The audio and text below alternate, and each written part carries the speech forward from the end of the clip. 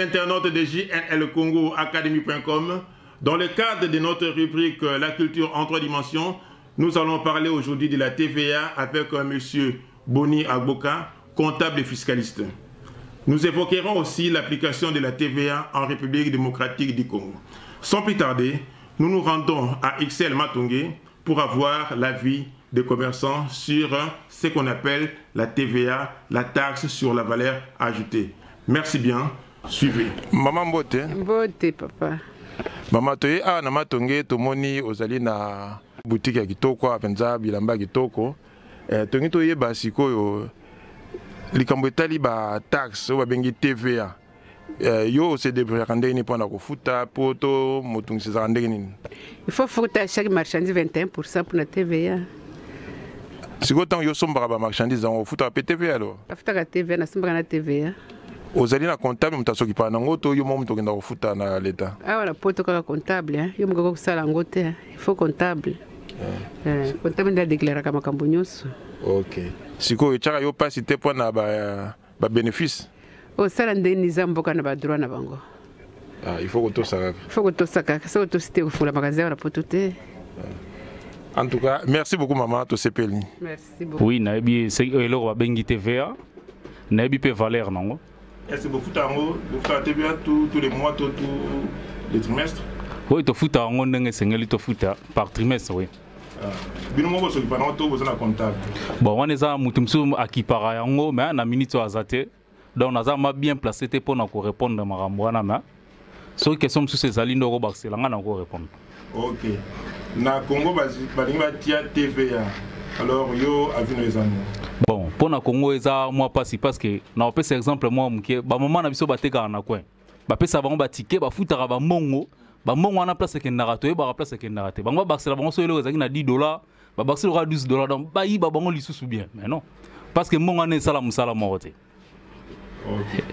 Merci beaucoup alors. OK, merci. OK. Papa, yo lobby pas la TVA aussi. Bon, on a lobby concernant cette TVA, et c'est le moment bien pour l'avenir, il y a ban abisso. Puisque les assos au bisso, t'es à ban abisso de Romerotala.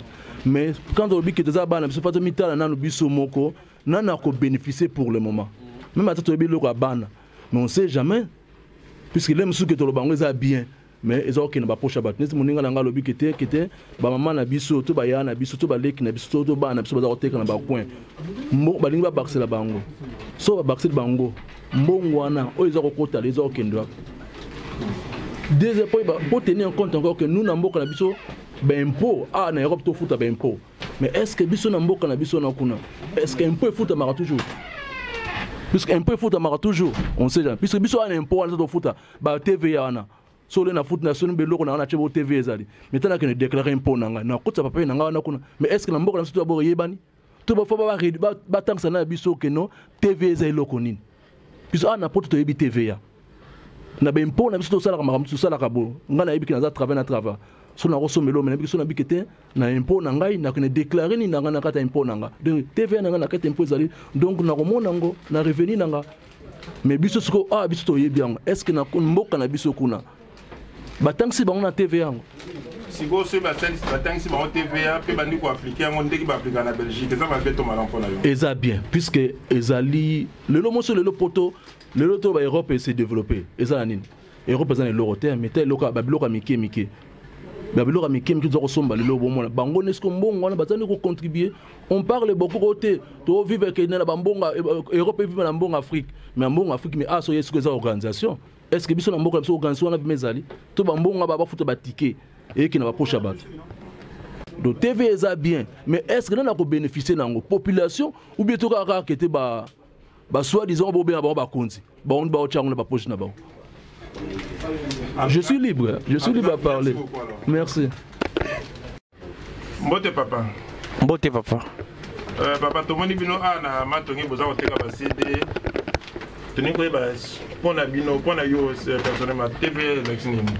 Bon normalement tous un magasin tous un Asbel la biso tous un TV na biso tous un comptable ou la document biso à la ligne. Un projet pour la TVA peut-être c'est bandi. Yo ko bani. Bon et na so ba TV na ça ils ala bien. Ils a bien mingi pour nanga. Pourquoi pour toujours mona mingi. Toujours ga ba libanais baza ba maison pour nebelé. Toujours ga bendien, ba sénégalais, baza un bloc ba taxe. Ba futa ben poté. Donc toi ba te nakawabi. Papa siko li lobana so kezani. Wali lobana so kezali ke batu ba na Kisasa kuna TVA eza malamu soki ba kosala ngo eza malamu mingi po biso toza na aéroport to la balandela biso ba TVA na biso toza asbel donc tokoki kozanga yango te donc lobanga suka na kolobaka ngwana ke so TVA eza na Congo eza malamu donc c'est ça mais non c'est plein mingi pour na yebiki anisa buki aza maison na ye donc TVA donc aye ba nga futa ba TVA na ye quoi donc na pesa pe mbote mingi na muninga nga Joe Babela José Babela na yebiki yepe kamite maison na ye yemo pour officiel na yebiki yaza pe mutalwa a fonça maison na ye azaba TVA na pesi Joseph Poutine mbote mingi na pesi Paul Jogo mbote mingi en tout cas bon à la prochaine. Merci beaucoup. Bonjour monsieur Boni Agboka. Bonjour monsieur Jerry Lando. OK. La fois passée tu kutanaki suspendre pour ça l'émission sur l'impôt. En tout cas, tu as remarqué belé, batmi batala diamo. Le lot tu parler ndengi olobaki, tu parler le lot na TVA. Alors avant na kosenga banana ko se présenter. Ah, lokola olobaki komo nangai Boni Agboka, spécialité nangai ezali fiscalité, osali sabato pona bayeba ndenge nini bakoki ko se débrouiller na domaine ya pako. Impôt, TVA na makamunyo so wana. OK. Alors mutumoko na ntango to saki émission impôt atuninga tsinga ke bolobi ma impôt mais ngai na ngana ba différence ni ezali entre impôt direct na impôt indirect.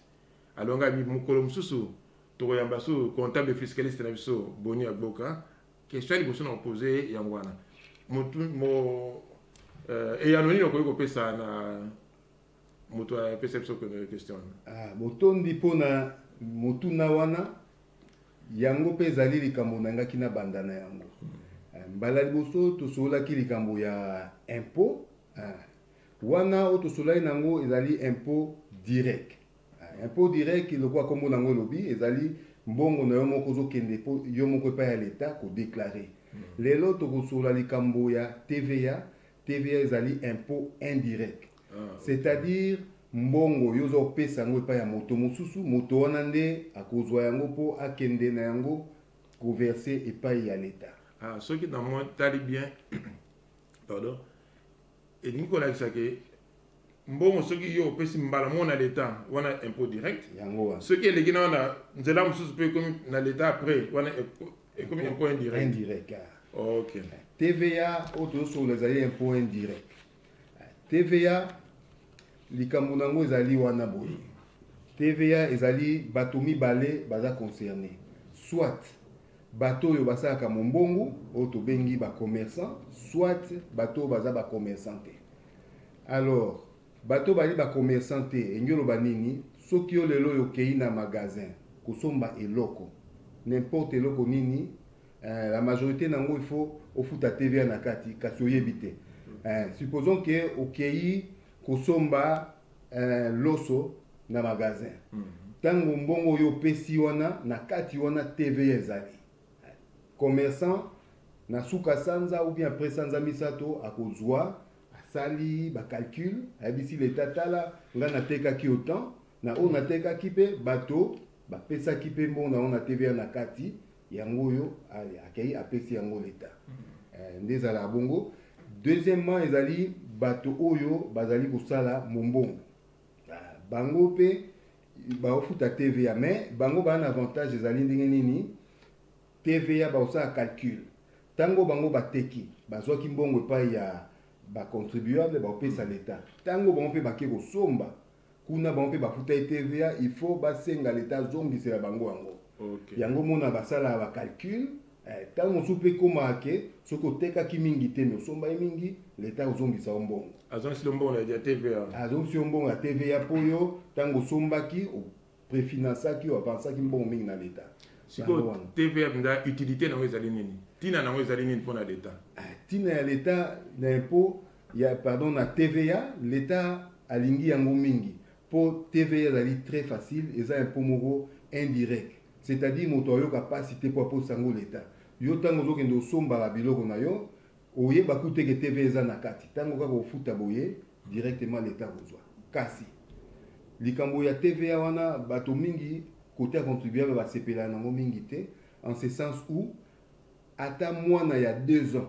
ntango aki osomba bonbon na magasin afuti mpe TVA na kati yango wana soki mama ke osomba mwa saki ya loso na kati wana azoyeba teke mwa mbongo eza ya TVA ekoleka na leta ekoleka na leta yango bato mosusu mpe basepela na TVA mingi te mpo baobi eloko babengaka équité ezali te na baimpo tomonaki ke soki moto azoganye mingi afuta mpe baimpo mingi moke azoganye moke afuta mpe baimpo moke mais TVA ekipaka te olinga te opesa oza riche oza pauvre oza mwana oza mokolo ntango kaka osombi eloko wana bino nyonso tu TVA ezokofrape bino ndenge moko kasi sikoyo mpona kopesa mbongo na leta ya TVA na leta oyo babengi na français baassujetti na TVA banani bakozala assujetti na leta yango kopesa mbongo na leta parce que neti ngai bona oyo kopesa mbongo nanga TVA na leta te te yokoki te yango likambo ezala wana code ya TVA edéfinir nani azali assujetti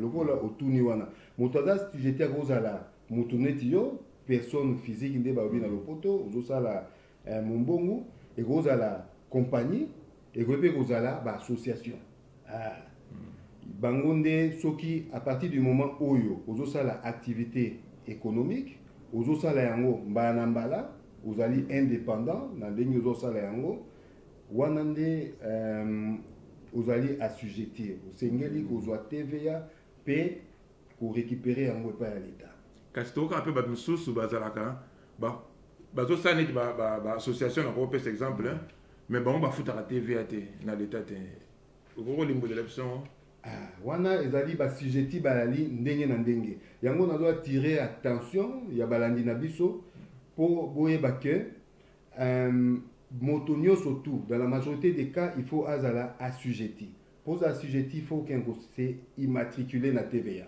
mais ntango yo oza assujetti elingi koloba te ke obanda osala badéclaration il y a bassujetti mosusu basalaka badéclaration te par exemple soki oyebi ke chiffre d'affaires na yo ekoki koleka 15 000 euros te par trimestre okende na yo osimatricule na TVA mais obanda osala badéclaration te mpo chiffre d'affaires na yo ezali moke ekoleka 15 000 euros te par trimestre wana babenga bango système ya franchise ya TVA système mosusu eza système normal wana soit osala déclaration chaque mois osala chaque mois soki chiffre d'affaires na yo annuel eleki 2 500 000 euros soki ekokoka 2 500 000 te obanda osala chaque 3 mois sima ya sanza misato osali sima sanza misato osali ka osenga ngai otuni ngai ya baassociation baassociation bazali bien sûr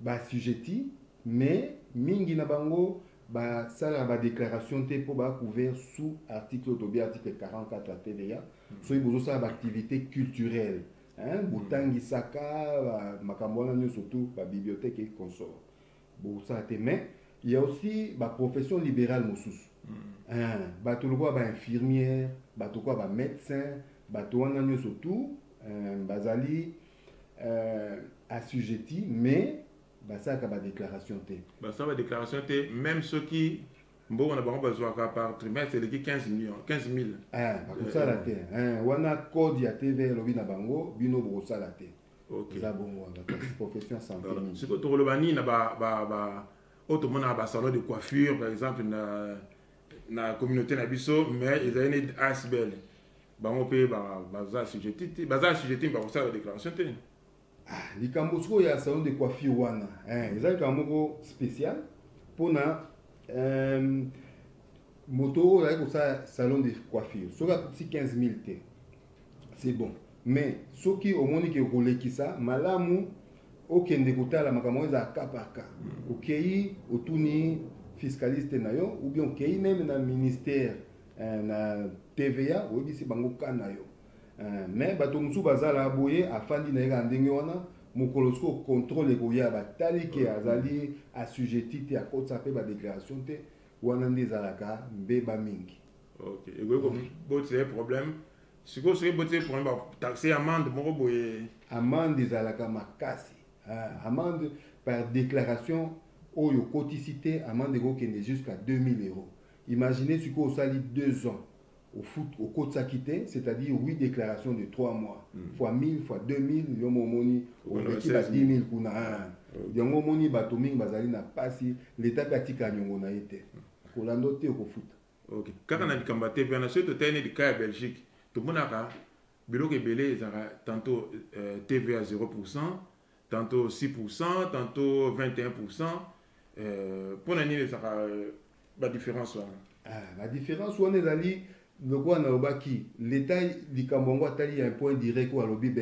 Bateau de nyonso aux riches, aux pauvres, nazo senga bino kaka bo futangande moko. Diango l'État tali. Abi babilo kwa première nécessité, le quoi bilo kwa kolia.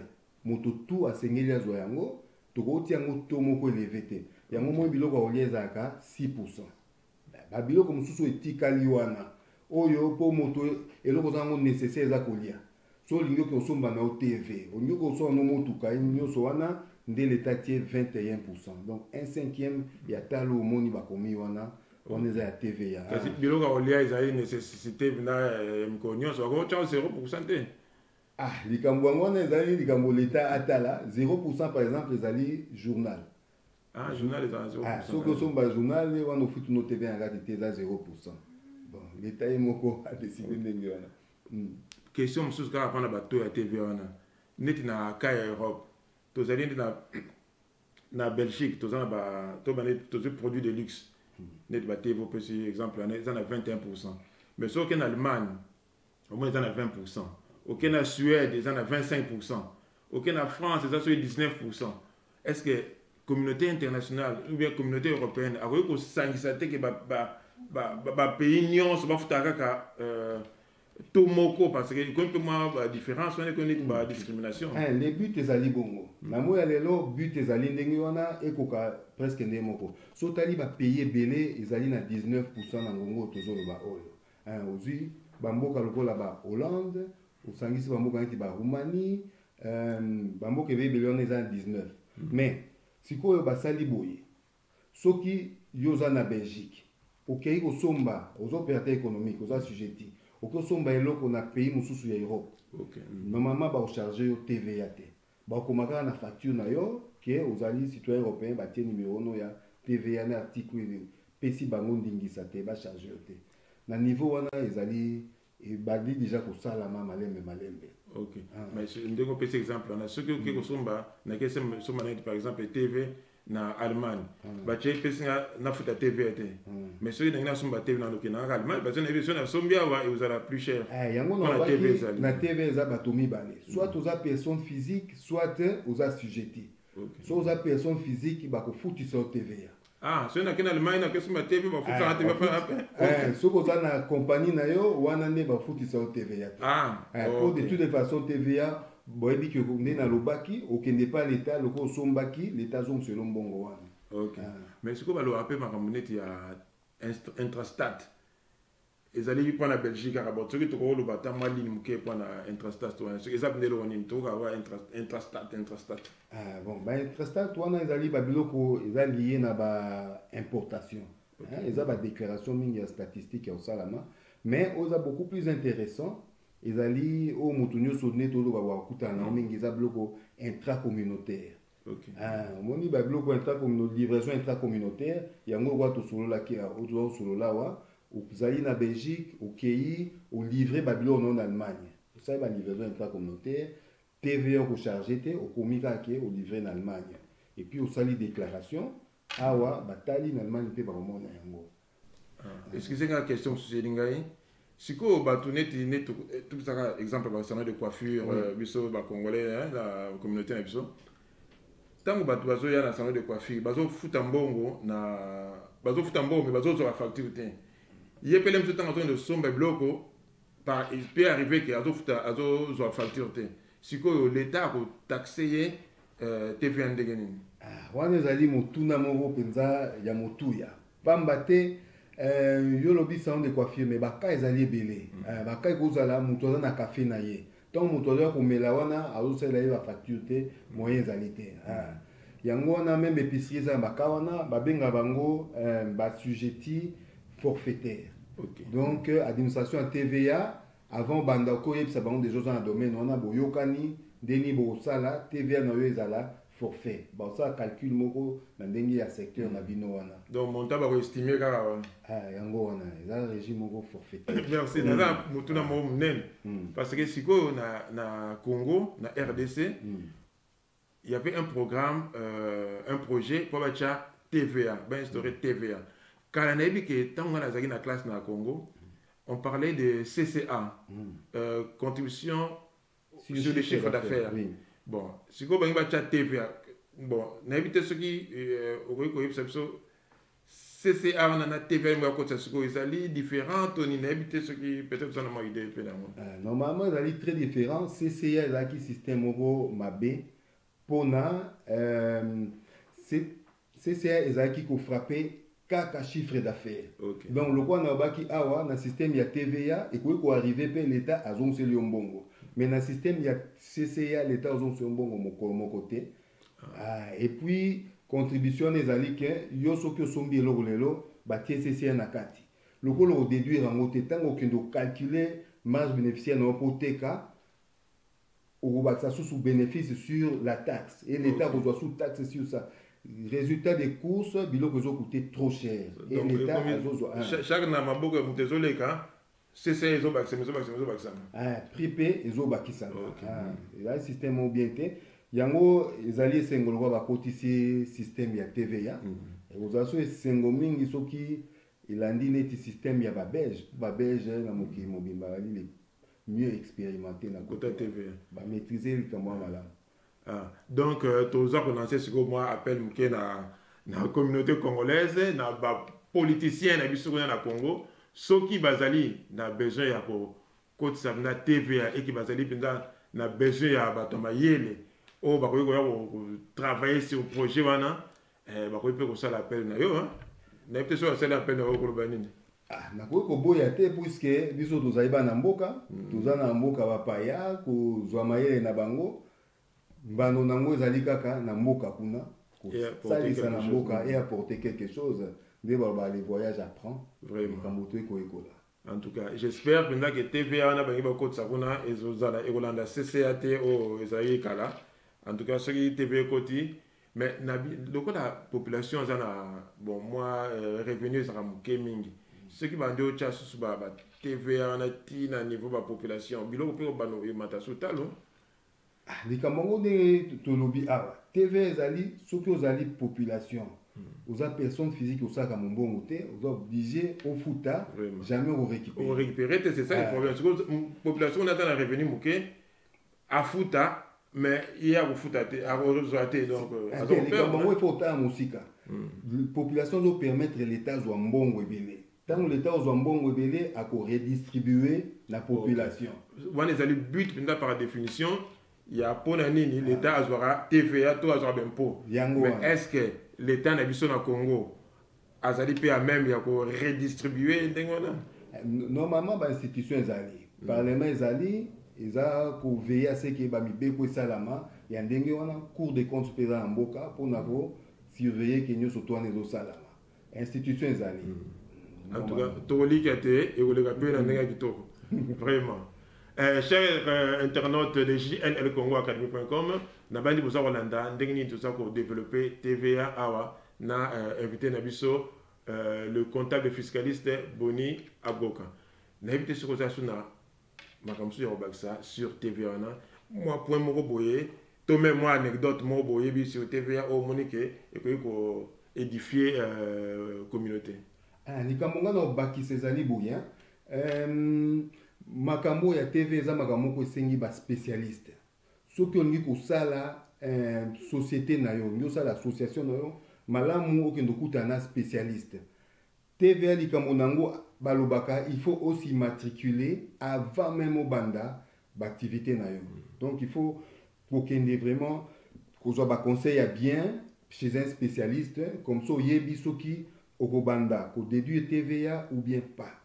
Et puis likambo susu très important pour aux en droit de déduire TVA il faut balakisa yo facture na yo zosala belément nini za na kati wana so epozwi facture ya client na yo il faut belément nini obligatoire atia na kati o ezopesa yo droit au fanda na kati ya système ya TVA malamu yango wana conseil na nango. En tout cas na banzi tolandi conseil wana bandeko bolandi conseil wana oyo azali na projet ya kosala mwa société na ye to association a contacté ba fiscaliste mais biso sikoyo bato ya libanda bato ya population toza na moyen ko éviter TVA te tant que sombelo mba mo TVA na ka donc moyen ko éviter ça te moi ba yele moyen za te ya ko moyen zali te po il faut yeba ke l'état aza juste azozwa mbongo wana po asalisa bao bazangi yango monaka mingi wana na mokili ya poto moto afani na libanda azosenga mbongo mundele apese mbongo te po ayebi ke asi afutaki bapako na ye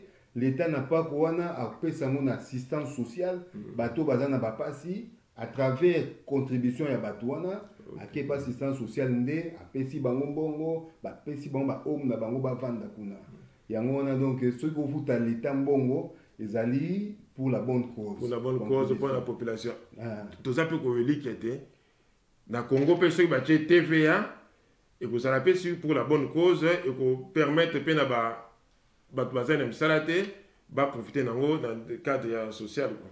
Oui, non seulement dans le cadre social, mais il y a des subsides aussi l'État. Dans l'État, il y a un moto, il y a un moyen de faire bandi, il y a sa société.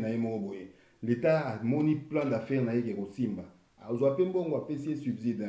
Donc, c'est universel.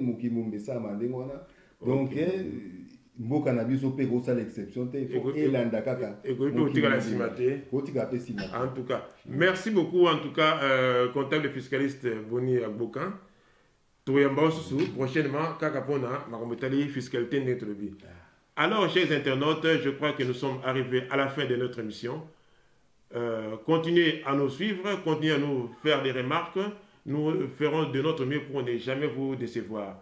Alors, le lot na caméra tozalaki na Tracy Bouquet état-major. Vous allez charger à relation publique na biso monsieur Yamaki Makadi. Tozali pe opesa mbote na Vini Mpela o ya kitalatala ya Congo azali ko soutenir biso pe mingi. Tozali remercier le lot makasi mingi comptable fiscaliste Boni Agboka. Ngai moko wabino Gerilandu 3 étoiles. En tout cas, Tokabwani Awa, prochainement, l'émission sur Yolanda. Merci, au revoir.